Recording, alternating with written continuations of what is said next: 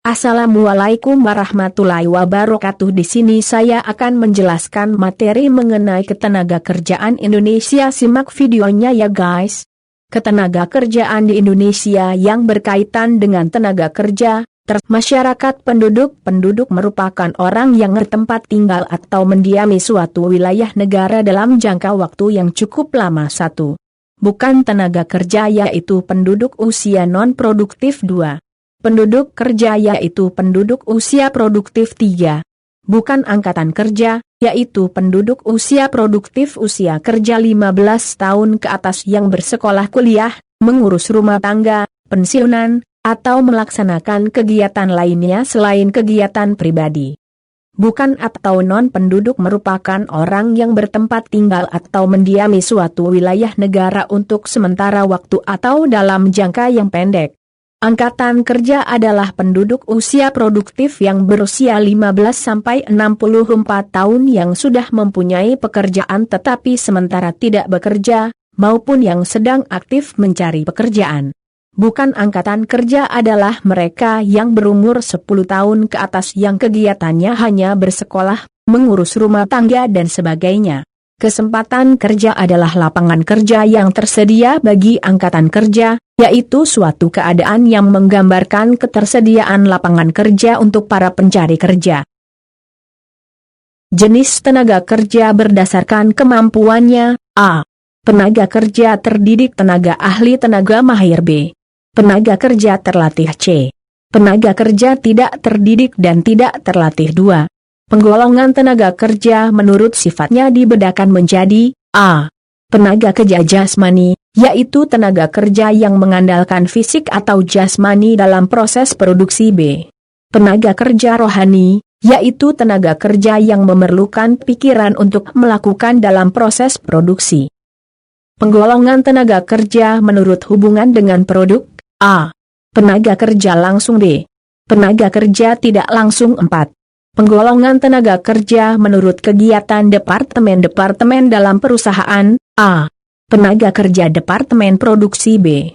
Tenaga kerja departemen non-produksi. 6. Penggolongan tenaga kerja menurut jenis pekerjaannya. A. Tenaga kerja bagian pabrik. B. Tenaga kerja bagian kantor. C. Tenaga kerja bagian lapangan. Masalah tenaga kerja di Indonesia. 1. Rendahnya kualitas tenaga kerja. 2. Kurangnya kesempatan kerja. 3. Penyebaran tenaga kerja tidak merata. 4. Angka pengangguran yang tinggi. 5. Gaji pekerja yang rendah. Upaya mengatasi masalah tenaga kerja. 1. Memperluas kesempatan kerja. 2. Meningkatkan pengetahuan dan skill tenaga kerja. 3. Membatasi tenaga kerja asing. 4. Menetapkan waktu kerja. 5. Meningkatkan perlindungan terhadap tenaga kerja. Gaji diberikan sesuai dengan periode waktu yang telah ditetapkan dan dibayarkan secara teratur.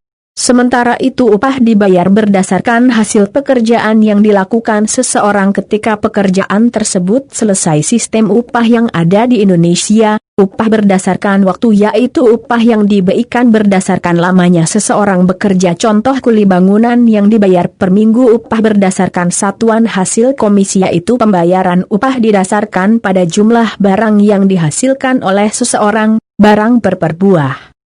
Upah borongan yaitu pembayaran upah sesuai perjanjian sebelum bekerja. Bonus adalah pembayaran upah yang lebih ketentuan upah utama yang dikarenakan hasil kerja yang memuaskan. Sistem mitra usaha yaitu pembayaran upah sebagian diberikan dalam bentuk saham perusahaan, tetapi saham tersebut tidak diberikan kepada perorangan melainkan pada organisasi pekerja di perusahaan tersebut. Sistem upah bagi hasil yaitu upah yang diberikan kepada karyawan dari hasil keuntungan yang didapatkan.